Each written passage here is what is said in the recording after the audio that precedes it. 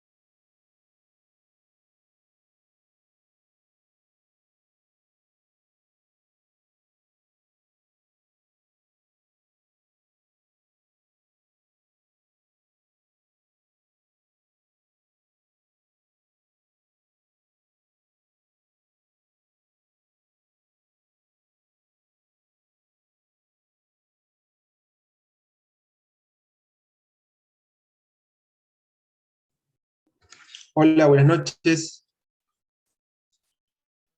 Buenas noches. ¿Cómo les va? Hola, buenas noches. ¿Cómo le va, Lorena? ¿A quién veo por acá? A Antonella, a Carlos, Débora, Milagros, Eliana. Bueno, buenas noches a todos. Hoy tenemos que ver la bolilla 20, o comenzar, bueno, comenzamos con ella y tratamos de ver los puntos esenciales. A Raúl también lo veo. En la bolilla 20 trata del acto jurídico. Entonces, primero tienen que saber cuál es la definición legal. Está en el artículo 259. Es el hecho humano, voluntario, ilícito, que tiene por fin inmediato producir la adquisición, la modificación o la extinción de relaciones o situaciones jurídicas. La definición sigue en esencia el concepto del viejo artículo 944 del Código de Vélez-Arfield, el que a su vez tuvo como fuente inmediata al esbozo del brasilero Freitas. Tienen que deconstruir la definición para tener presente primero que es el hecho del hombre, el hecho del ser humano, perdón, que es voluntario. De tal manera, si es voluntario, ¿qué elementos tiene que contener? Tiene que ser hecho con intención, ¿sí? Discernimiento y libertad. Y libertad, exacto, por eso es voluntario. Y tiene que ser lícito, es decir, que no contrario a ninguna disposición del ordenamiento jurídico. Y la particularidad es ese fin, es decir, un fin querido y protegido y amparado por el ordenamiento jurídico. Un fin querido por el sujeto que celebra el acto jurídico y amparado por el mismo ordenamiento. Un fin productor, un productor de consecuencias jurídicas. La doctrina del negocio jurídico proviene del derecho alemán, y lo que ustedes tienen que tener en cuenta es que la definición en sí, para nosotros lo denominamos acto jurídico, es decir, seguimos la terminología de Vélez-Arfield, y Vélez-Arfield a su vez siguió la del esbozo de Freitas, y a su vez estos a la de autores franceses. La terminología de acto jurídico, con esta definición que vimos antes, al principio de todo esto, es la coherente con los autores y la doctrina francesa. En cambio, en Italia y en Alemania se la denomina, hablan de lo mismo, pero lo denominan doctrina del negocio jurídico. Bien. En Alemania y en Italia, la noción de acto jurídico es una noción más amplia. ¿Por qué? Porque el acto jurídico, para ellos, comprende toda declaración de voluntad. Y solamente el negocio jurídico es una especie en la que tiene por efecto esa declaración de voluntad producir esa finalidad protegida y amparada por el derecho. Por eso, cuando ellos hablan de negocio jurídico, están hablando de lo mismo que nosotros, que es el acto jurídico. ¿Cuál es la importancia de la doctrina del acto jurídico? Es la extensión de su ámbito de aplicación. Entonces, nosotros aplicamos la doctrina del acto jurídico y el acto jurídico primero, en los contratos. El derecho de los contratos, ¿sí? Contratos que, ¿qué hacen? Dan nacimiento a relaciones jurídicas. El comodato, la locación, la compraventa, la donación, el depósito, el mutuo, etcétera. Los contratos típicos o nominados y también los que no tienen nombre o atípicos. Contrato es un acto jurídico que tiene dos o más partes y que tiene por objeto regular relaciones y generar relaciones de contenido patrimonial. Esa es la definición de contrato. Y yo ahí les di varios contratos que producen esa adquisición y ese establecimiento de nuevas relaciones jurídicas. También hay contratos que son extintivos, que extinguen, por ejemplo, relaciones jurídicas que son dudosas o litigiosas. El contrato extintivo de relaciones jurídicas es la transacción. ¿Bien? Pone fin a estas obligaciones que están en litigio o que es dudosa su existencia. También tenemos actos jurídicos en materia de derecho de familia. El matrimonio es un acto jurídico familiar. Establece un nuevo estado de cosas, una nueva situación jurídica entre los que contraen el matrimonio, entre las partes que lo celebran. El reconocimiento de un hijo también lo es. Los acuerdos que celebran, por ejemplo, los cónyuges que van a divorciarse para convenir la cuota alimentaria o para determinar quién va a tener la tenencia, perdón dicho, el cuidado personal de los hijos, ¿no? antes denominada tenencia, o el régimen de visitas, o hoy llamado régimen de comunicación. Bueno, esos temas se pueden acordar, ¿sí? No va a ser un contrato, porque no regula necesariamente cuestiones patrimoniales, sino que son de contenido extra patrimonial, muchas de ellas, como el cuidado de los hijos o el régimen de comunicación. Pero tiene como base un acuerdo, un convenio entre las partes. Que también reviste el carácter de acto jurídico, y en este caso bilateral, porque necesita de la anuencia de los dos cónyuges. Van a tener también aplicación en el cambio del régimen matrimonial, económico económico del matrimonio. ¿Por qué? Porque si bien existe la posibilidad de que los cónyuges puedan cambiar el régimen económico, es decir, el régimen no pueden haber, cuando se casaron no dijeron nada, entonces quedaron sometidos al régimen de comunidad de bienes, ¿sí? En el cual hay bienes propios y también bienes gananciales que se adquieren durante el matrimonio. Pero hoy tienen la posibilidad de declarar su voluntad y elegir un régimen distinto, un régimen de separación de bienes, ¿sí? Esa declaración de voluntad la pueden hacer cuando contraen el matrimonio o también tiempo después. Entonces, pueden celebrar un nuevo acuerdo en el cual declaran la voluntad de cambiar su régimen económico del matrimonio. Y ese también es un acto jurídico que tiene relación con el derecho de familia. En materia sucesoria tenemos también actos jurídicos. El más común es el testamento. Un acto jurídico unilateral. Va a producir efectos para después de la muerte de la persona que otorga el testamento. en el testamento va a legar determinados bienes a alguien o va a mejorar a alguno de sus herederos.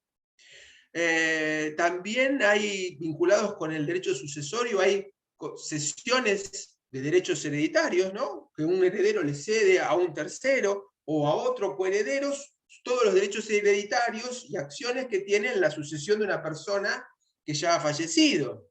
Es un contrato, pero es un contrato vinculado a los derechos que nacen de una sucesión. También nos importa los convenios que pueden realizar los coherederos para mantener la indivisión de un bien del acervo hereditario por un tiempo determinado, diciendo, mira, el establecimiento agrícola, comercial, industrial, no lo vamos a vender por un tiempo, lo vamos a seguir explotando. Entonces, eso también es un convenio que celebran los herederos en el marco de una sucesión que está abierta y sobre un bien determinado. En materia de derechos personalísimos, podemos tener también actos jurídicos como son las directivas anticipadas de salud, ¿sí? Cuando la persona manifiesta, por ejemplo, que no decide que no recibir ninguna transfusión de sangre, ¿sí? Ante una intervención quirúrgica que en el futuro pueda llegar a tener que soportar, a someterse. Eso es una directiva anticipada que usualmente realizan la gente que profesa la religión de los testigos de Jehová. Es una directiva anticipada vinculada a un tema de salud. Es también un acto jurídico. ¿La donación de órganos también puede ser un acto? ¿Cuál?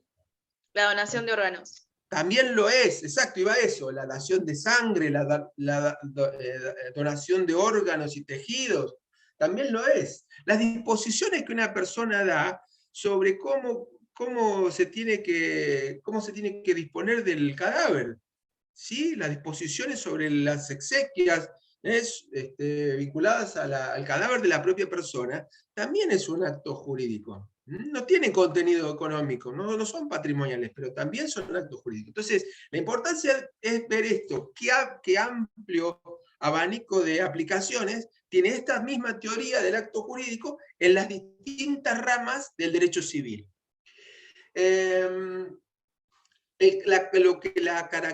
Otro punto es diferencia con los simples actos lícitos. El simple acto lícito está definido en el artículo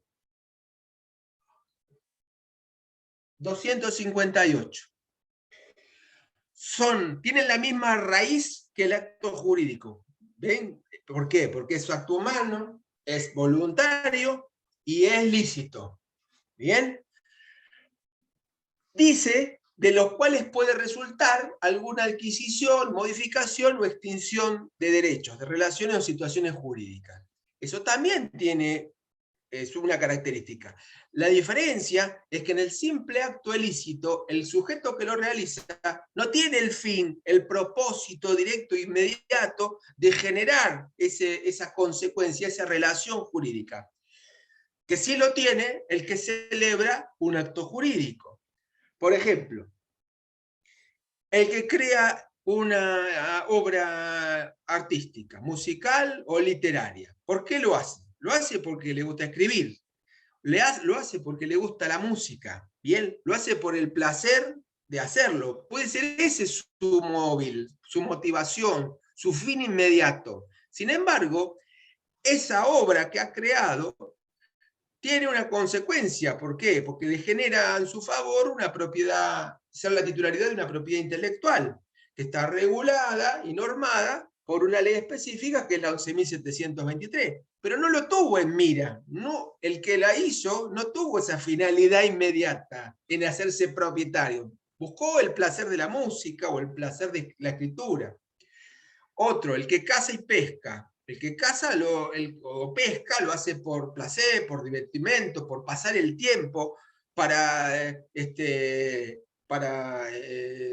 salirse del estrés, de lo que fuera. Esa generalmente es su motivación. Sin embargo, hay una consecuencia jurídica cuando pesca, que es que se hace apropia del pez que ha extraído del mar. Y eso lo hace propietario de ese animal que ha pescado. Es una consecuencia jurídica que ni siquiera la quiso, no la previó o no le importó, sino que lo que hizo, no lo hizo con ese propósito, sino con otro. Lo mismo ocurre con la percepción de frutos, en el artículo 1928. La distinción entre simple acto lícito y acto jurídico, ¿por qué nos sirve? Porque al simple acto lícito no le vamos a aplicar la regla de capacidad de ejercicio, ¿sí? Las modalidades o los eventuales vicios de la voluntad, ni la forma, ni la prueba, ni la nulidad, que sí vamos a aplicar para los casos de acto jurídico. Es por eso que un menor de edad, si tira su caña, va con su padre y saca un pez, bueno, no importa que no tenga capacidad de ejercicio, no nos interesa, porque no está realizando un acto jurídico, sino un simple acto lícito que genera, por la disposición del ordenamiento jurídico, el derecho de propiedad sobre lo que ha pescado. Pero no era el propósito que perseguía él. ¿Se entiende? Bueno, seguimos.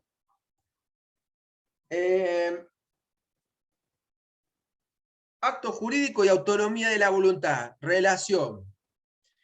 La autonomía de la voluntad es un principio general del derecho y supone dar primacía a la libertad del individuo. ¿Para qué?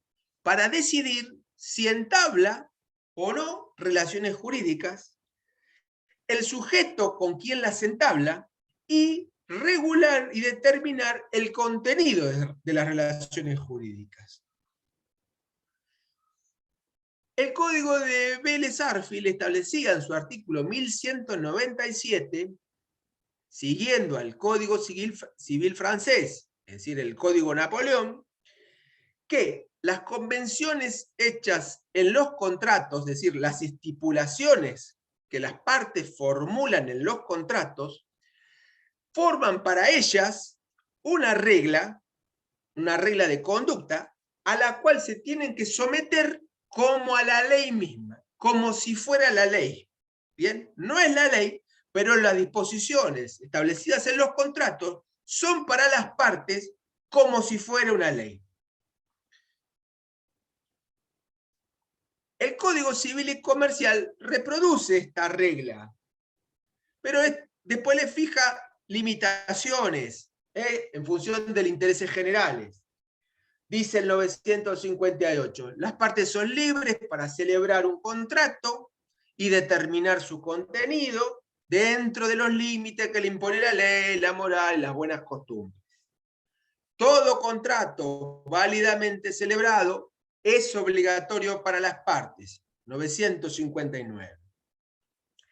El acto jurídico es entonces un modo de aplicación del principio de autonomía de voluntad, en tanto reconoce a la voluntad de los particulares como fuente creadora de relaciones y situaciones jurídicas, es decir, como fuente creadora de derechos.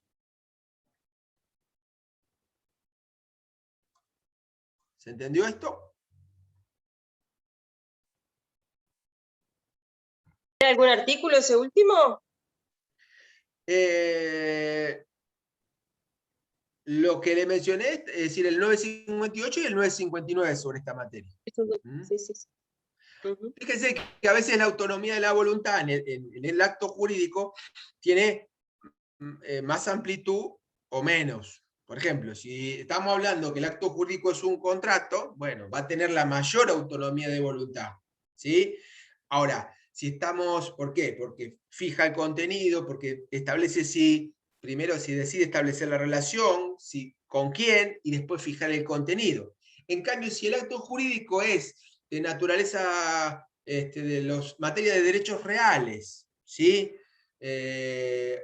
Por ejemplo, en cuanto a la adquisición de la propiedad sobre una cosa, o de derecho de familia, es más limitado el ámbito. ¿Por qué? Porque la autonomía se refleja en la elección, a la decisión de establecer esa relación jurídica, y a lo sumo con quién, pero no de fijar el contenido, ¿sí? El contenido queda regulado por las normas imperativas del régimen de los derechos reales, que las partes no pueden modificar, o bien quedará en materia de derecho de familia por las normas que también son del mismo carácter y que no va a poder modificar. Es decir, el que contrae matrimonio, bueno, lo que tiene autonomía es para decidir casarse o no casarse, y si se casa, elegir con quién, pero después no tiene posibilidad de cambiar el régimen, ni las obligaciones, ni los deberes, ¿sí? Ni tampoco el aspecto económico, salvo la posibilidad de mutar entre estos dos regímenes patrimoniales que hoy existen, entre la comunidad de ganancias y la separación de bienes. Pero ya verán que su ámbito de libertad es menor porque prevalecen intereses generales que determinan que las normas que regulen los derechos reales y los derechos de familia, una de carácter de interés general económico y el otro de interés general social, determinan que haya posibilidad de mutarlos, de modificarlos por la sola voluntad. En cambio, si estamos en un ámbito contractual, ahí la autonomía es muchísimo mayor. ¿Sí? Ahí podemos las partes fijar contenido, podemos hasta crear contratos que no están tabulados, que no están tipificados, que no tienen nombre, que es un nuevo modelo de negocios nuevo. Tendremos que ver que obviamente que no haya ninguna ley que lo prohíba o que no sea contrario a la moral o a la buena costumbre, pero como mera limitación. Después hay una libertad creadora. Bueno, el acto jurídico entonces es un modo de aplicación del principio de autonomía de voluntad, reconociendo a la voluntad de los particulares como fuente creadora de derecho. ¿Qué elementos tiene todo acto jurídico? Ya sea que sea de derecho de familia, de derecho sucesorio, de materia contractual, todos van a tener una estructura común, igual. ¿Cuál es? Primero tienen un sujeto.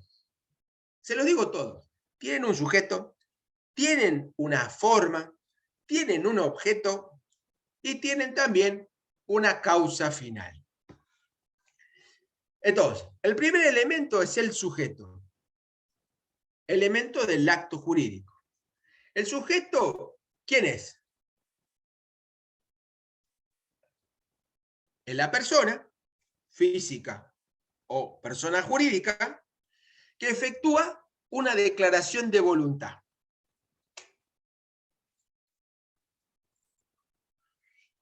¿Qué se analiza?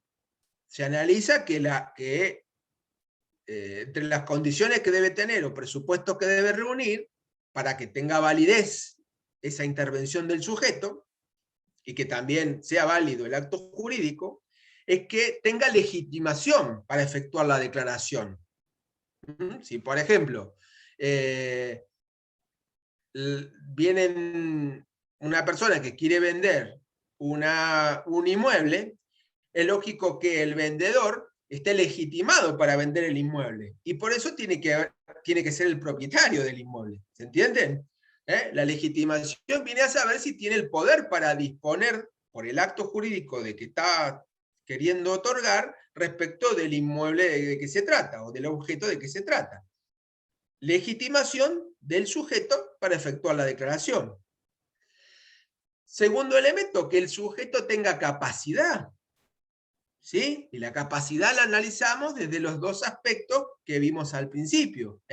La capacidad de ejercicio, para poder celebrar por sí actos jurídicos, y la otra es la capacidad de derecho, o capacidad de goce, que podría estar vedada o impedida por algún supuesto de incapacidad de derecho. ¿Se acuerdan de algunos casos de incapacidad de derecho?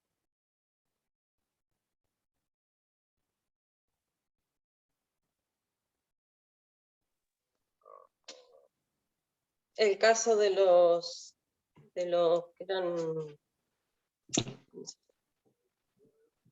bueno, los menores, los Creo que era de la estaban gente que rollo. tenía, por ejemplo, problemas mentales y necesitaban, en algunos casos, representantes o apoyos para que cuiden de su patrimonio y esas cosas. ¿Quién me habló?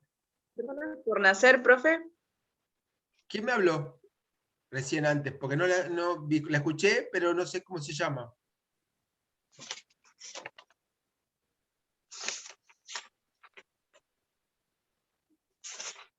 ¿Se escucha lo que estoy diciendo? No es por nada, solamente para saber quién me habló. No la voy a reprender. No, yo recién dije las personas por nacer, profe, pero anteriormente habría hablado alguien, no sé quién era. Claro, no sé. Bueno, no importa.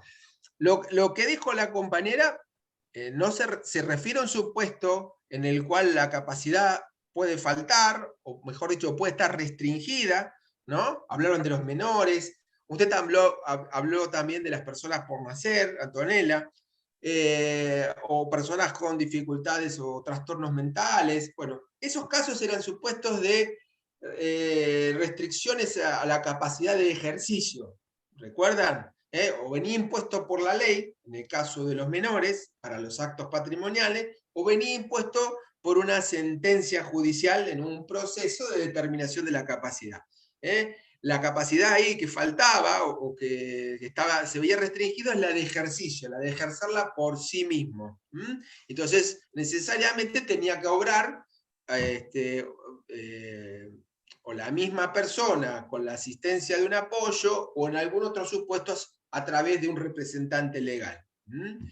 La incapacidad de derecho era la de aquel que no tenía el derecho, no le concedía el ordenamiento, le estaba prohibido celebrar el acto jurídico de que se trata o respecto del objeto del cual está tratando. ¿Se acuerdan que los cónyuges no pueden celebrar actos de disposición sobre bienes que conforman en el régimen de comunidad?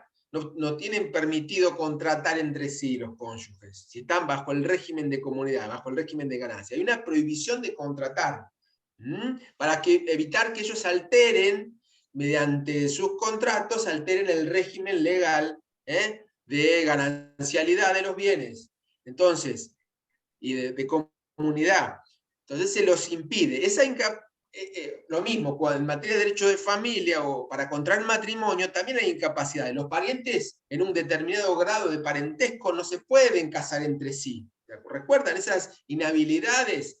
Esos son impedimentos matrimoniales, una incapacidad de derecho. Esas personas no pueden celebrar entre sí el acto matrimonio, ni siquiera pueden actuar por un representante. Le está impedido hacerlo, gozar de ese derecho. Lo mismo, los abogados o los jueces no pueden contratar sobre los bienes de los juicios en los cuales se han intervenido. No, hay una incapacidad de derecho para celebrar el acto jurídico con ese objeto. Esas son incapacidades de derecho. No hay posibilidad de subsanación. No lo pueden hacer ellos, ni por persona interpuesta, ni por representante. Hay una idea de interés general y de evitar actos de corrupción que determinan la prohibición. Bueno, eso también analizamos, que el sujeto que celebra un acto jurídico no le pese una incapacidad de derecho o una restricción a su capacidad de ejercicio. ¿Bien? Otro elemento que analizamos es que la voluntad no esté viciada, que no haya fallas en el discernimiento, que no tenga fallas en la intención y que no falle tampoco su libertad. Después van a ver en otro punto los llamados vicios de la voluntad, que se relacionan con estos temas. Los vicios de la voluntad se relacionan con fallas en alguno de estos tres elementos del acto voluntario: el discernimiento, la intención o la libertad. El segundo elemento del acto jurídico es la forma. La forma es la exteriorización de la declaración de voluntad, ¿no?, que realizó el sujeto en relación al objeto. Es el modo de exteriorización de la declaración de voluntad. ¿Cómo se exterioriza? En principio, la regla, ¿cuál es? Un contrato, profe. Sí, pero ¿cómo se exterioriza? ¿Con un instrumento público? Puede serlo, pero la regla es la libertad de forma. Podemos exteriorizarlo verbalmente, gestualmente, por escrito. Si es por escrito, puede ser por instrumento privado o por instrumento público. Regla de exteriorización libre. La forma del acto jurídico es eso. ¿Cómo la exteriorizamos? ¿Cómo exteriorizamos un contrato de transporte? Ustedes se dan cuenta que es más gestual que otra cosa. Nos subimos al colectivo, ni miramos al colectivero, sacamos la tarjeta, nos mira, la pasamos y después nos sentamos. Se dan cuenta que no hay ni siquiera palabras. ¿Sí? En determinadas circunstancias, obviamente para los efectos de la prueba, en muchos casos vamos a tratar de buscar la exteriorización escrita, cuando estamos dentro de un ámbito de libertad. Y en otras circunstancias la propia ley nos obliga a exteriorizar el acto bajo una forma determinada, ¿no? Por ejemplo, si tenemos que comprar un inmueble, bueno, se establece como forma solemne relativa, la escritura pública. Es decir, nos imponen una formalización escrita y por un instrumento determinado, que es la escritura pública. Bueno, después lo van a ver forma, pero yo se lo comento como elemento del acto jurídico, la forma. Tercer elemento, el objeto.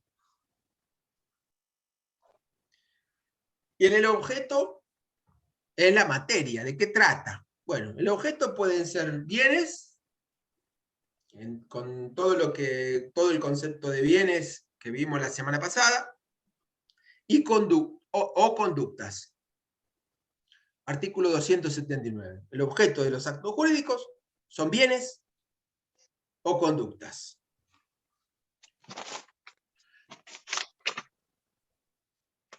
¿Se acuerdan que el concepto de bien es genérico? Dentro de los bienes, comprendemos objetos que son materiales, inmateriales, algunos con significación económica y otros sin significación económica, como los derechos sobre el propio cuerpo. Están dentro de ese concepto amplio y genérico de bienes. Ahí adentro, también dentro de esa idea general de bienes, hay una especie que el otro día la clasificamos. ¿Cuál es la especie que clasificamos la semana pasada? Una especie de bienes. Patrimoniales. ¿Y extrapatrimonial? No, pero uno es bien específico, que hablamos y lo clasificamos todo. Y le dimos todas las clasificaciones posibles, en relación a sí mismo y en relación a las personas.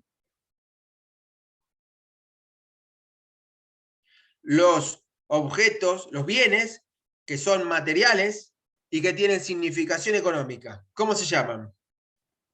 La cosa. Las cosas, correcto. ¿Sí? Hablamos de las cosas, y las clasificamos todas. Bueno, tengan en cuenta ese concepto amplio de bienes y que comprende a las cosas. ¿Existe libertad de las partes de elegir el objeto del acto jurídico? Bien, está dentro de la autonomía de la voluntad, ¿no? Dentro de la autonomía de la voluntad prima esta posibilidad de elegir lo que va a ser objeto de un acto jurídico. Sin embargo, hay limitaciones. No puede ser objeto del acto jurídico un hecho que sea imposible o que esté prohibido por la ley, o que sea contrario a la moral o las buenas costumbres, al orden público o lesivo de los derechos ajenos o de la dignidad humana. Bien, el objeto está más definido por la negativa en el código. No puede serlo, es decir, que todo lo que no esté incluido en esto, que no sea ni imposible, ni prohibido, ni contrario a la moral, ni lesivo a los derechos de terceros, ni la dignidad humana, va a poder ser objeto de los actos jurídicos. Va a poder ser elegido por las partes como objeto de un acto jurídico. Tampoco puede ser un bien que por un motivo, tampoco puede ser un bien que por un motivo especial haya sido prohibido que lo sea. Entonces, después tienen una partecita que les habla del cuerpo humano, ¿sí? Como objeto de los actos jurídicos. El cuerpo humano, entonces, y las partes del cuerpo humano pueden ser objeto de actos jurídicos? ¿Y cómo tiene que ser en ese caso la disposición? La donación, profe. No debe ser económica, profe. Bien, vamos sacando entre todos. No tiene un valor comercial. Las partes del propio cuerpo son disponibles por su titular. ¿Bien? Pero en ningún caso tiene un valor comercial. Para ser disponible tiene que responder a un valor afectivo, humanitario, social, terapéutico y de conformidad con la ley especial.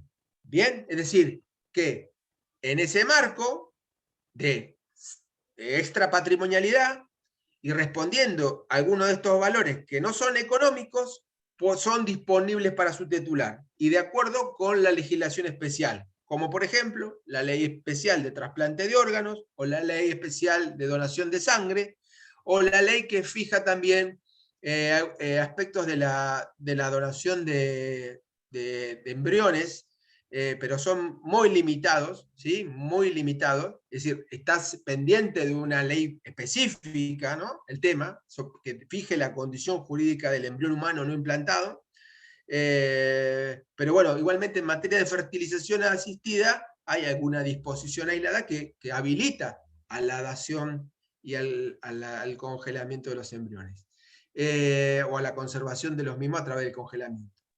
Bueno, fíjense que la disposición está dentro del marco del 17, de la ley especial que rija al efecto, y del 56, ¿no? Nunca en ningún caso el acto de disposición puede producir una disminución permanente de la integridad, salvo que se requiera para mejorar la salud o excepcionalmente de otra persona, como es en el caso de la donación de órganos. Otro tema es, en materia de objeto, es que es la posibilidad, ¿no? El objeto se puede volver imposible cuando en el transcurso de una contratación, por ejemplo, yo contrato la entrega de un determinado equino de pura raza y antes de entregarlo, el caballo se muere. Esa imposibilidad, y el que tiene que entregarlo, no le es posible entregarlo. Eso no produce la nulidad del acto. ¿Por qué? Porque en el momento que el contrato se celebra, era posible entregar el caballo, ¿sí? La imposibilidad deviene de luego, es decir, es una imposibilidad sobreviniente, que en todo caso lo que va a generar es la no poder cumplir y que el contrato se tenga que resolver por esa imposibilidad, quede sin efecto por esa imposibilidad sobreviniente. Lo que no puede pasar es que la imposibilidad de la cosa o del hecho sea originaria. Es decir, que desde el mismo momento que el acto jurídico se entabla, no es posible cumplir con ese objeto. ¿Sí? No es posible, no sé, tocar el cielo con las manos, no es posible, no sé, prendar una cosa inmueble, no es posible ni jurídicamente ni fácticamente, no lo puede cumplir, ni el que se obligó, ni nadie. Esa imposibilidad originaria es la que genera la nulidad del acto jurídico que lo contiene. Pero la imposibilidad, cuando es originaria, es generadora de la nulidad del acto jurídico. Otro tema es la determinación del objeto. El objeto tiene que estar determinado en el momento en que el acto se celebra, pero también puede llegar a ser determinable, ¿sí? Si el mismo acto genera las herramientas o los instrumentos para determinarlo en el momento de cumplimiento, esa estipulación también es válida. Si yo digo que tengo que pagar a determinada fecha el equivalente a 50 bolsas de cemento, estoy dando, es decir, no estoy diciendo cuál es la suma que tengo que pagar, porque nominalmente no lo estoy expresando, pero estoy dando los instrumentos como para que se pueda determinar en el momento que tenga que ser cumplida la obligación. ¿Se dan cuenta? Como si bien el objeto no está precisamente determinado cuando nace el acto jurídico, es posible determinarlo en el momento en que hay que cumplir. Eso también es válido.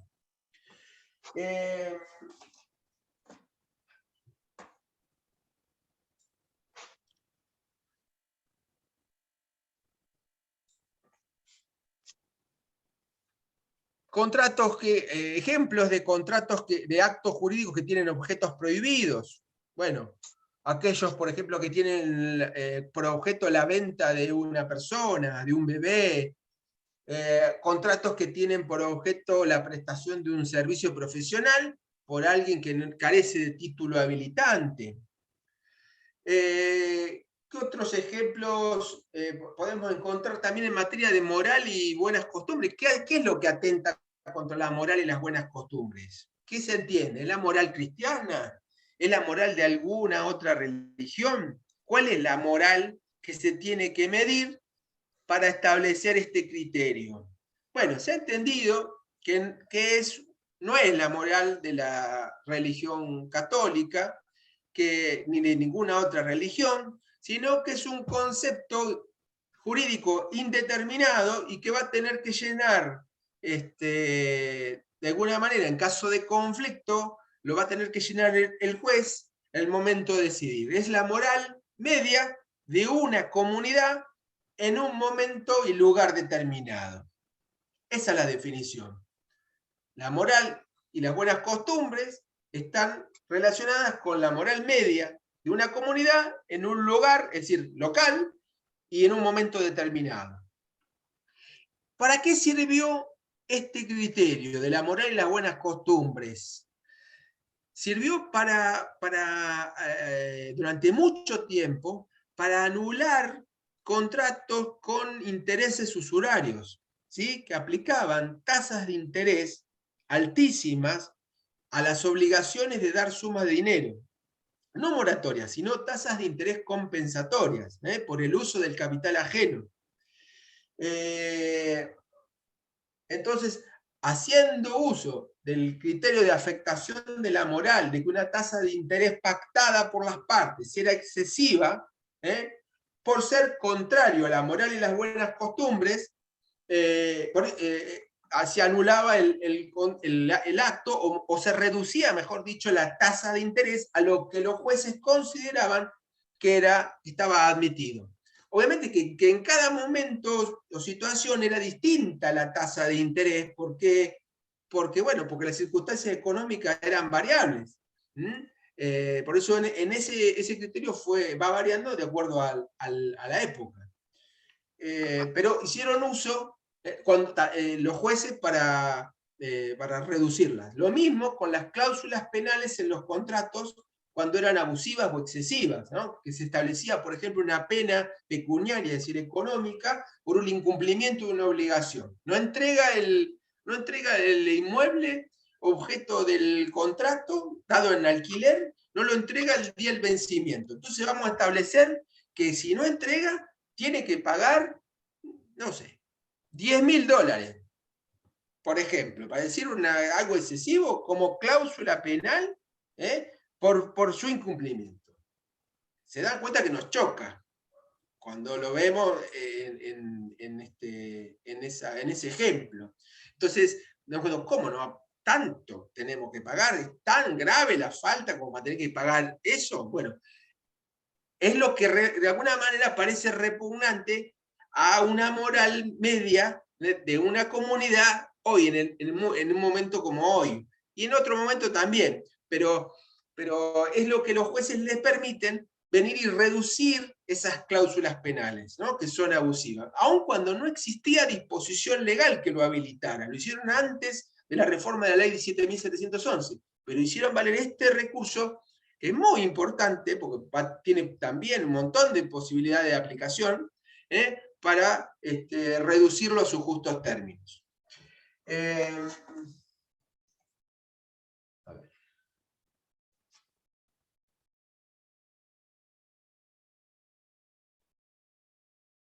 También se hace mención que, por ejemplo, el objeto no puede tener puede ser obligado a una prestación que sea denigrante, es decir, que sea contrario a la dignidad de la persona.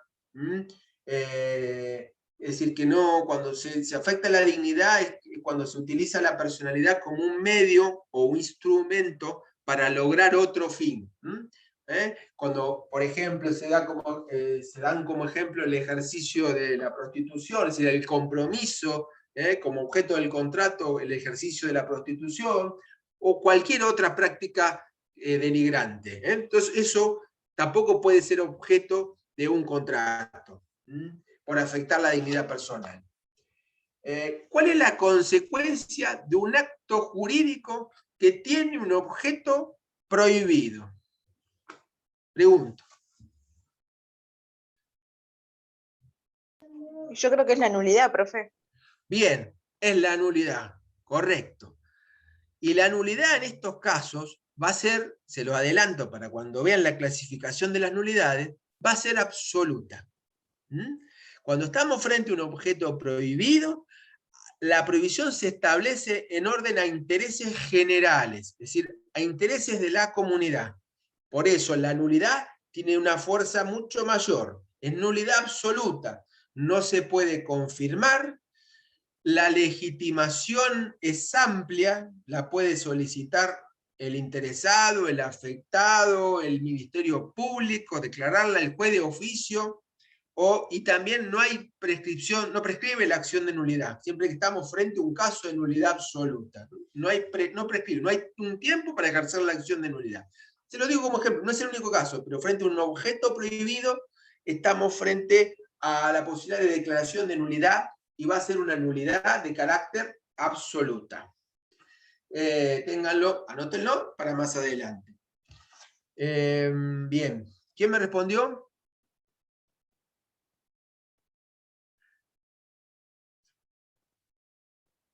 Se fue. Vino, dijo, tiró y se fue. ¿Recién, profe? Sí, recién. Sí, yo fui. Ah, bueno, porque no te estoy viendo. Pero, ¿Antonella? Sí, pasa que apagué la cámara porque justo no podía, pero sí. Está bien, no hay problema, no hay problema. Bien, Antonella. A ver, ¿qué otra cuestión?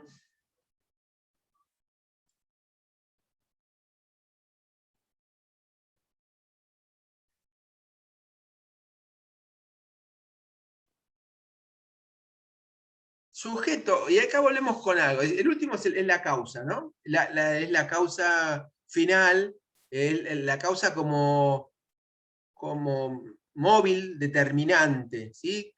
Esta es la causa, no es la causa fuente, ¿no? La causa como elemento del acto jurídico es la causa final. La causa que es el motivo determinante que tuvieron las partes para celebrar el acto. La causa es objetiva porque lo que les interesa de principio a las partes es lo que es el fin querido, es el que está tabulado en el ordenamiento.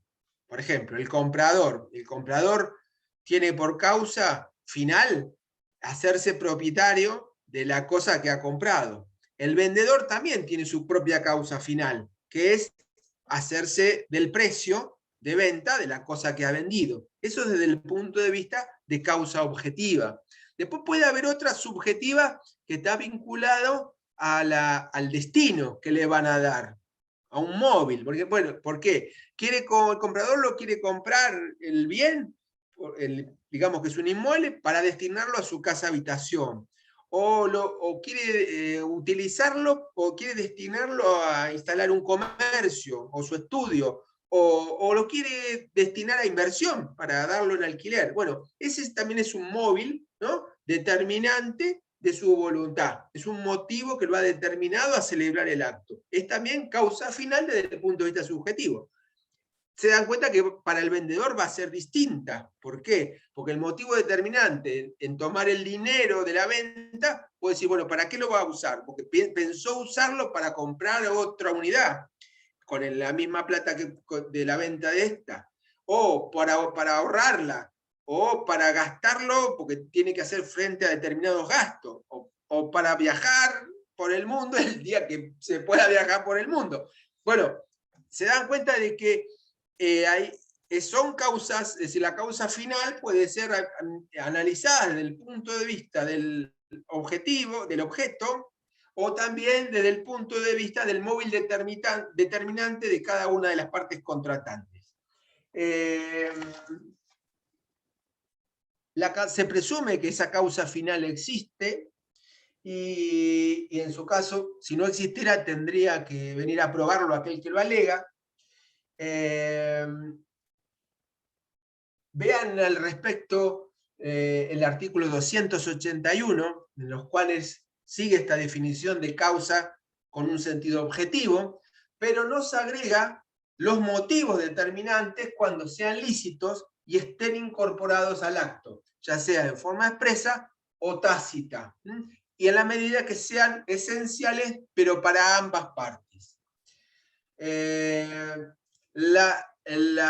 defecto en la causa final puede derivar en la anulación del contrato, del acto jurídico, son aplicaciones el error en la causa del 267, o la simulación también, es una causa ilícita cuando se persigue perjudicar a un tercero mediante la celebración del acto simulado, 333.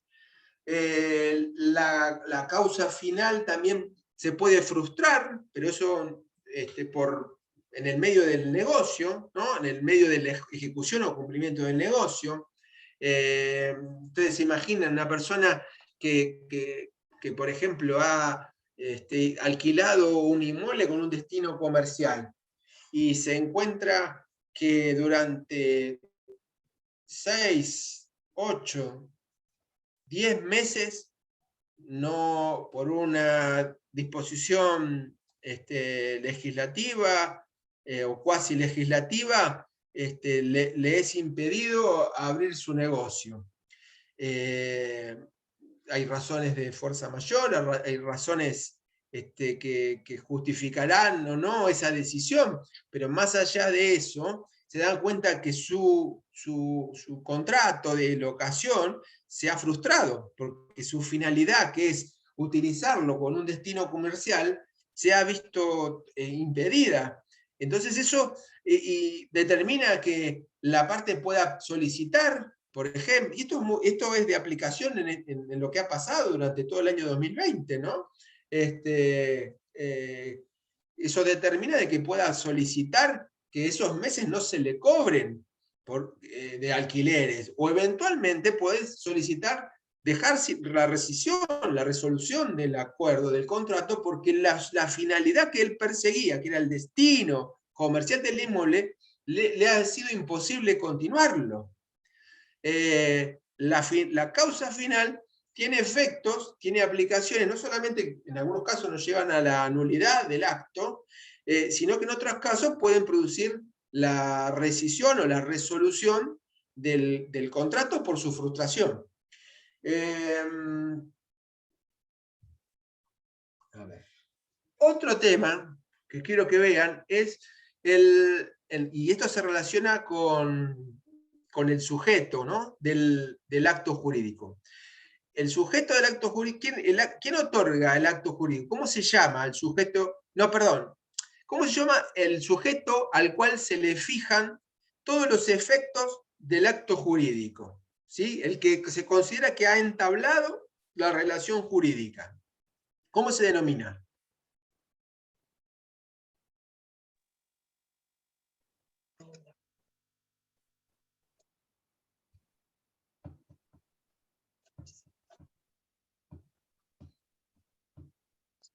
Es decir, en cuyo favor ha creado derechos, si usted, cualquiera de ustedes, ¿no?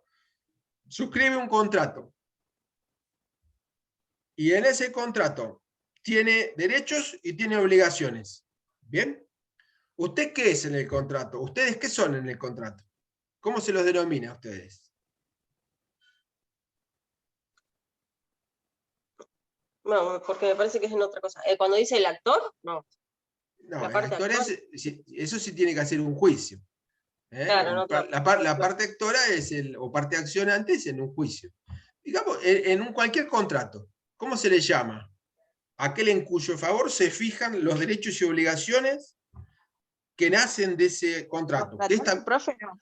Contratante es una, ¿sí? Está bien, pero digamos que no estamos frente a un contrato, sino algo más general. Digamos que es cualquier otro acto jurídico. Puede ser un testamento, o puede ser uno de carácter familiar, como ese convenio sobre el régimen de visitas. ¿Beneficiario será, profe? No. Es más fácil. ¿Saben qué se denomina? Parte. ¿Sí? Es la parte. La parte del acto jurídico es el sujeto del acto jurídico en cuyo favor y a cuyo cargo también se encuentran los derechos y las obligaciones o deberes que nacen de ese acto jurídico. ¿Bien? La parte. Por ejemplo, en un contrato, las partes son, en un contrato de locación, las partes son el que asume el carácter de locador y el que asume el carácter de locatario. En un contrato de compra-venta, las partes son el que asume como vendedor y el que asume como comprador. En una donación, el que es donante, y estamos hablando de donaciones de cosas, ¿no? De valor económico, el que es donante y el que es donatario. ¿Bien? Esos son las partes, son los que se quedan, los que celebran el acto, ¿sí? Y quedan en cuyo favor se establecen los derechos y obligaciones que del mismo nacen. Un testamento. ¿Quién es parte de un testamento? El testador, aquel que dispone para después de su muerte de sus bienes. Bien, el carácter de parte se distingue con el de otorgante. ¿Por qué? Porque el que otorga un acto jurídico no siempre es la parte. ¿Y eso cómo sería?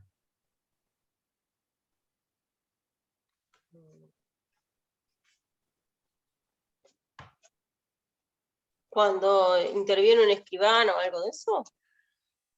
No, porque ese es un tercero que viene, es imparcial, es tercero e imparcial. Por ejemplo, el escribano no se obliga, es el que redacta el instrumento público, pero no queda obligado por ninguna de las obligaciones, ni tampoco no tiene ningún derecho sobre las cosas que están comprendidas dentro del instrumento que ha redactado y autorizado.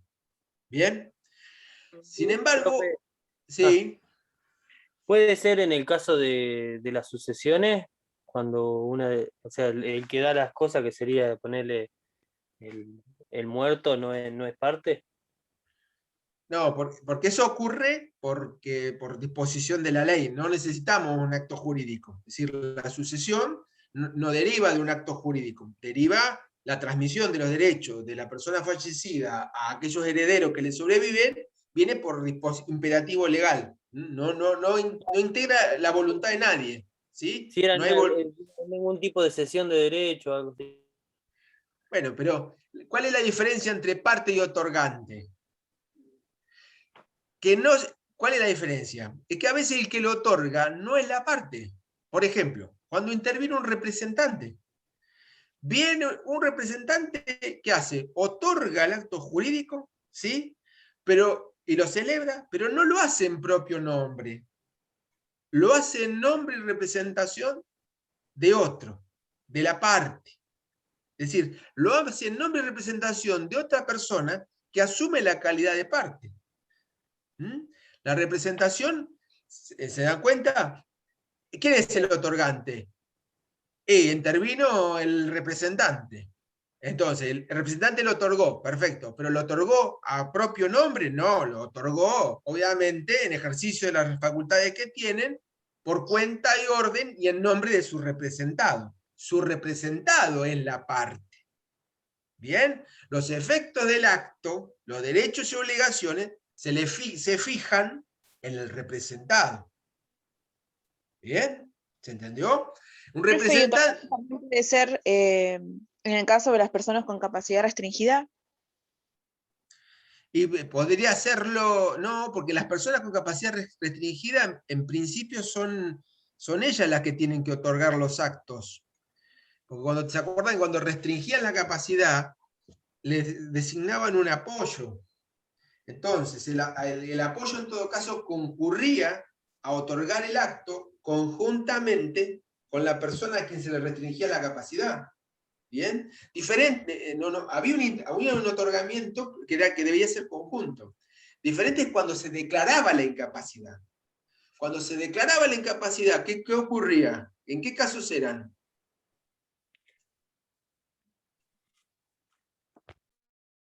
Cuando estaba tipo en estado vegetativo, así que no podía.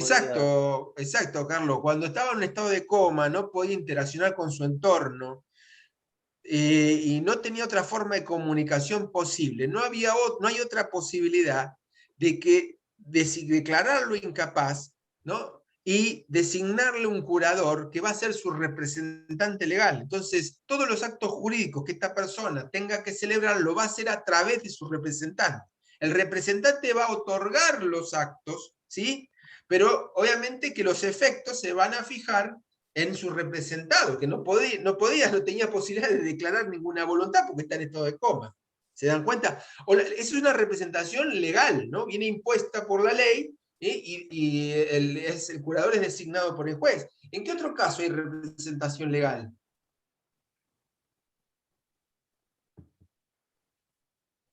¿En los menores? En los menores, para los actos patrimoniales. En los menores de edad actúan a través de sus representantes legales. ¿Y quiénes son? Los padres, generalmente. Los padres. Y si los padres faltaren, ¿Un tutor? un tutor que le designe el juez. Correcto. Bien. ¿Se dan cuenta cómo en ese otorgamiento hay intervención de otra persona que no va a tener ningún beneficio del acto que realiza, y lo que hace, como su representante, se fija en su representado. El representado asume la calidad de parte. ¿En qué otros casos hay representación? No ya legal.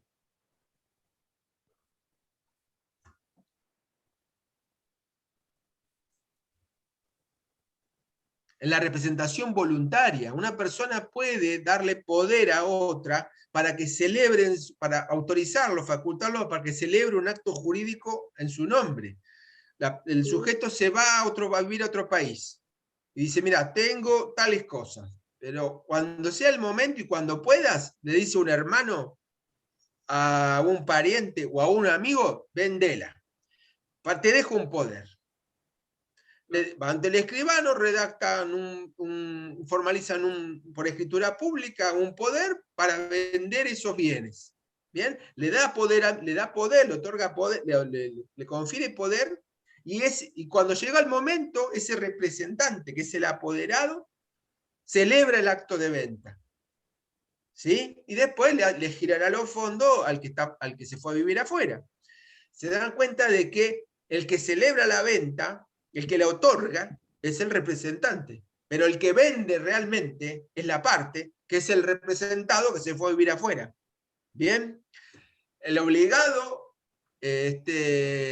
por el contrato es el representado, que es parte del negocio, pero no lo otorgó. Lo otorgó su representante en su nombre. ¿Se entiende esta idea? ¿Sí? El representante, si no es parte, está bien, es representante, pero ¿qué es? ¿Qué también es en relación al acto jurídico que está otorgando?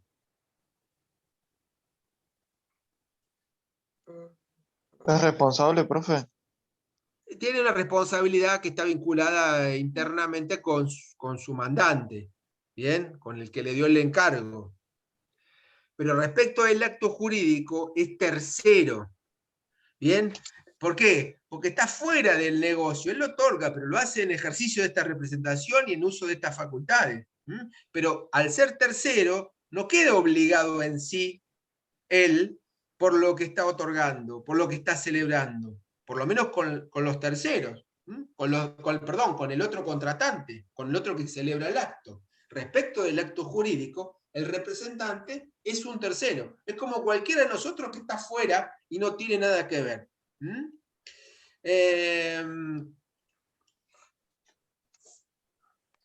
Y acá hacemos un repaso de lo que es la representación. La representación era legal, como los ejemplos que vimos antes, era voluntaria, como en el supuesto del apoderamiento, del que confiere el mandato representativo, es también orgánica. ¿Cuándo la representación es orgánica? ¿En un juicio? No. ¿Las personas jurídicas? Las personas jurídicas, correcto. Es decir, cuando forman parte del órgano es la actuación del órgano de representación de una persona jurídica. Cuando actúa, por ejemplo, el gerente de una SRL, o el director, el presidente del directorio de una sociedad anónima. ¿Bien? O el presidente junto con el secretario y el tesorero de una asociación civil, conforme establecen sus estatutos. ¿Qué ejercen cuando obran en nombre de la persona jurídica y celebran un acto jurídico en nombre de la persona jurídica? Van en representación, pero ejercen una representación que se denomina orgánica. Siempre el representante tiene que actuar dentro de las facultades que están autorizadas, ¿sí? Dentro del marco de sus facultades, para que los actos se le fijen al representado. Fíjense en el 375 que se requieren facultades expresas, ¿no?, para determinados actos. Vean la disposición porque es interesante eso. Si no están esas facultades expresas, el representante no va a poder realizarlas.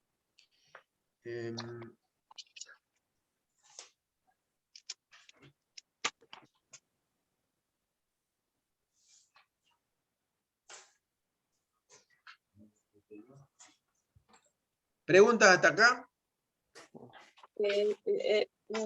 Sí, a mí me quedó una duda donde decía que el objeto tenía, ¿de qué se trata? ¿De bienes o conductas? O sea, me quedó la duda en conductas. Generalmente es una prestación. A ver, cuando uno dice, bueno, el objeto es que determinada persona me levante una pared, o que me haga una obra, o que me levante, que me haga el techo de mi casa. Eso es lo que estoy pidiendo, el otro es una determinada prestación, una determinada conducta, un hacer, ¿sí? Obviamente que en ese caso va a ser esperamos un resultado, ¿no? Que esté terminado. Y en otros casos es simplemente una gestión, como cuando le encargo a un médico bueno, que lleve la atención de mi salud, y lo que pretendo es que me brinde un servicio profesional, o a un abogado cuando le pido que me represente o que me asista en un litigio. Estoy buscando que desempeñe una conducta acorde con el servicio profesional del cual tiene título habilitante. Esa es la conducta de vida, que también puede ser objeto de un contrato. ¿Bien?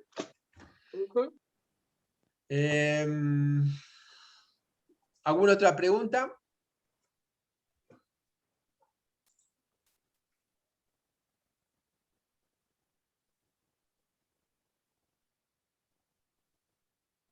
Bueno, vean después todo lo que es el desarrollo de la teoría de la representación, ¿no? Presten atención en qué casos puede haber una representación aparente, y sin embargo, aún cuando haya una representación aparente, igualmente produce efectos en relación al tercero. Los supuestos de extinción de la representación. Digamos que una persona, por ejemplo, interviene con un apoderamiento, viene con un poder de alguien que ha fallecido, a celebrar un acto jurídico.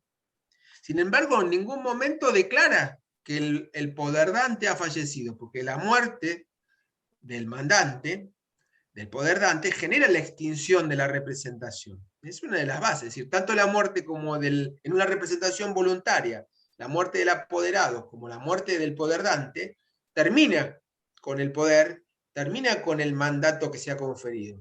Pero digamos que el apoderado no lo dice. Dice que su poder está vigente, que no tiene modificaciones y que no se ha extinguido. Y eso se lo declara al otro contratante. Está ejerciendo una representación que es aparente, porque en realidad, la realidad es que en los hechos se terminó, porque se extinguió el mandato por la muerte del poderdante. Sin embargo, no lo declara, lo deja en su foro interno, no lo manifiesta el otro contratante, que obra de buena fe. Y el otro contratante obra de buena fe, porque no lo sabe, no sabe de la extinción del mandato y confía en la declaración del representante. Aún así, en esas circunstancias, se mantiene la validez del acto celebrado. Profe, inclusive hay poderes que se pone post-mortem, ¿no? Que es porque para Bueno. recordar casualmente. Bueno, Eso. pero esos son los que contienen a un acto que ha sido celebrado y que las prestaciones ya están cumplidas y que tal vez lo único que resta es la formalización por un instrumento determinado. Digamos, vamos al ejemplo clásico, un boleto de compra-venta formalizado de un inmueble, formalizado por instrumento privado, en el que el comprador le ha pagado al vendedor todo el precio. El vendedor le ha entregado la cosa, es decir, le hizo tradición del inmueble, es decir, le entregó la posesión, que ya está en cabeza del comprador. Sin embargo, por una cuestión de tiempos o de que el comprador no tiene los fondos, no se formaliza la escritura traslativa del dominio. De tal modo, ¿qué es lo que se hace? En interés de ambas partes y principalmente del comprador, el vendedor otorga por escritura un poder que va a ser especial, es decir, que tiene a favor del comprador, para que éste en algún momento que cuente con los fondos y el tiempo, se escriture a sí mismo, ¿sí? Y se confiere irrevocable, ¿sí? Con imposibilidad de que el vendedor lo pueda venir a dejar sin efecto. ¿Por qué? Porque ¿cómo lo va a dejar en efecto si ya cobró todo? Si ya cobró todo el precio, si entregó la posesión, no tiene ningún motivo para venir a revocar el poder. Entonces se establece irrevocable y también post-mortem. Es decir, que el comprador lo va a poder usar inclusive aun cuando el vendedor hubiera muerto. Pero todo eso tiene que dejarse establecido en el apoderamiento, y que quede bien claro que hay un interés que es del adquirente o un interés de ambas partes en otorgarlo con ese carácter, como irrevocable y post-mortem. Y es por un lapso determinado, ¿no? La irrevocabilidad se establece por un tiempo, no es permanente ni indefinido. Hay un plazo que hay que establecerlo. Y dentro de ese plazo razonable, el adquirente va a tener que otorgarse la escritura. Utilizando ese poder, es lo que y hace lo que se denomina contrato consigo mismo. En realidad, no es que o autocontratación. Él viene a otorgar la escritura de compra por su propio derecho y también como apoderado del vendedor, utilizando el poder que en su momento le otorgó. ¿Bien? Ese es el caso, sí está permitido la utilización es decir, con posterioridad a la muerte del otorgante, pero es excepcional. La regla impone que la muerte del mandante y del poderdante, en este caso, extingue la representación.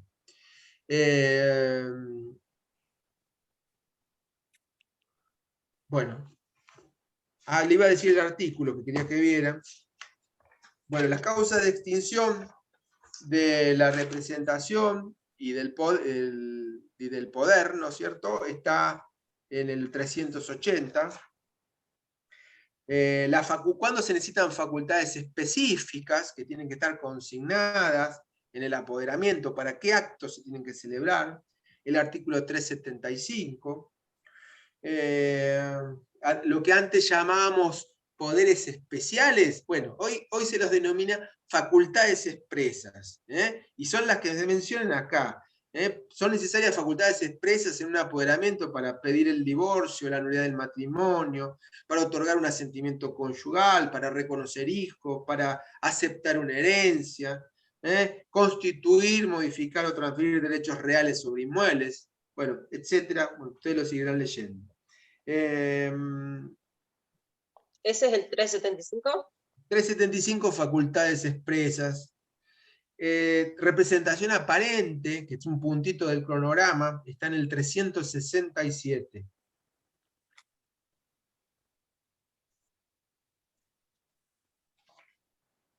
El acto consigo mismo, está bien, le hablábamos del apoderamiento con poder especial, está autorizado en el 368. Porque la regla es que el apoderado no puede celebrar actos, no puede utilizar ese poder. Por ejemplo, a alguien le encomiendan vender. Digamos, ese que se iba afuera y le dice al amigo, vos vendelo al mejor precio posible, yo tengo confianza en vos. Cuando lo vendas, lo cobres, me mandá la plata. Bueno, no le está permitido como regla al apoderado comprarlo él para sí mismo, usando ese poder. Porque se imaginan que hay un conflicto de intereses. Como si yo tengo que defender los intereses de mi amigo, soy el apoderado, voy a tratar de sacarle el mayor precio posible. Pero si yo lo compro para mí, yo quiero pagar lo menos posible. ¿Se dan cuenta que existe un conflicto de intereses? Entonces como regla, es que no puede realizar ese contrato, salvo consigo mismo, utilizando el poder para eso. Salvo que el mismo, que el poder ante lo autorice expresamente. Después, si yo te autorizo que, llegado el caso, te lo compres vos, ¿sí? Que te lo vendas para vos mismo, uses el poder y lo compres para vos. Bien, a lo sumo te podré poner una limitación, pero nunca a menos de tal precio.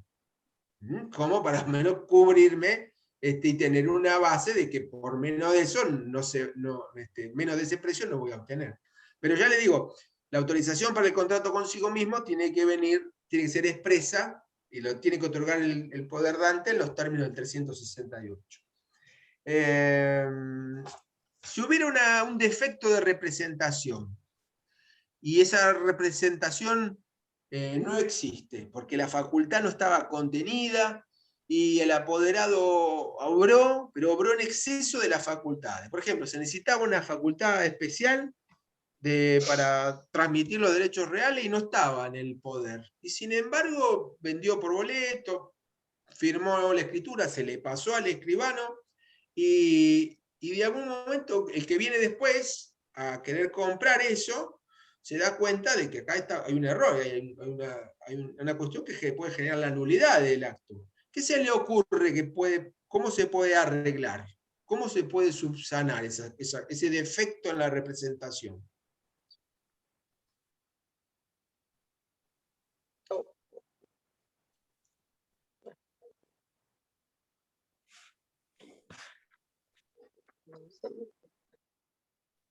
Y que sea nulo, profe. El tema es que la otra parte adquirió en buena fe, ¿no?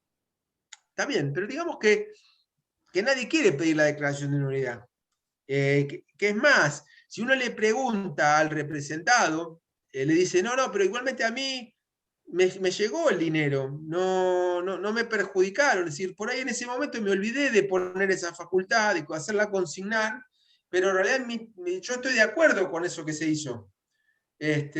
Aun cuando el poder tenga ese defecto y esa facultad no esté contenida, yo igual estoy de acuerdo, no estoy en desacuerdo, no quiero plantear la nulidad. Yo quiero conservar el acto jurídico porque no tengo ningún perjuicio. ¿Se entiende lo que le digo? Está bien, sí. En el caso de que tuviera un perjuicio, pediría, como dice usted, la nulidad por ese defecto de representación. Yo no di poder para vender, di para administrar, para darle la ocasión, para hacer acto de conservación, pero no para transferírselo a un tercero. Entonces, obviamente estoy perjudicado y planteo la nulidad. Pero digamos que yo no soy perjudicado y que con lo que se hizo estoy de acuerdo. Entonces, ¿cuál es la vía posible para subsanar todas estas cuestiones? Puede ser que lo dictamine un juez, o sea, se lleva judicialmente para que lo autorice, ¿no? No necesito llegar a eso. No necesito llegar a eso. La vía es la llamada ratificación. la ratificación del 369. La ratificación suple la falta de representación. Yo era el único que podía pedir la nulidad, porque yo no otorgué la facultad, pero estoy de acuerdo con lo que se hizo igualmente, lo que hizo mi apoderado, lo que hizo mi representante. No me perjudicó, es más, quiero que se conserve el negocio, que tiene un defecto formal, ¿sí? Porque de hecho lo tiene, el que analiza el título y analiza el poder, se da cuenta de que hay un problema. Pero yo no quiero valerme de eso, no quiero no perjudicar a nadie porque yo no soy perjudicado. Y lo que hago es ratificarlo. Vengo y digo, es válido el acto, porque aunque se hizo por alguien que no tenía representación suficiente en mi nombre, yo lo ratifico igual. ¿Bien? Es un acto jurídico de ratificación, es como que posteriormente vengo y convalido todo lo que hizo mi representante cuando no tenía la facultad para hacerlo. Recuérdenlo. 369, ratificación. Dice, luego de la ratificación, la actuación del representante se da por autorizada, pero con efecto retroactivo al día del acto. Solamente será inoponible para algunos terceros que pueden haber adquirido derecho. Pero tengan presente cómo puedo convalidar un defecto de representación cuando el representado no sufre perjuicio y quiere dar por válido el acto celebrado por su representante. ¿Bien? ¿Alguna pregunta? ¿No? Ya es bastante tarde, 9:54, así que, bueno, le agradezco por estar, le agradezco también por esperar y los saludo hasta la semana que viene. Chao. Hasta luego.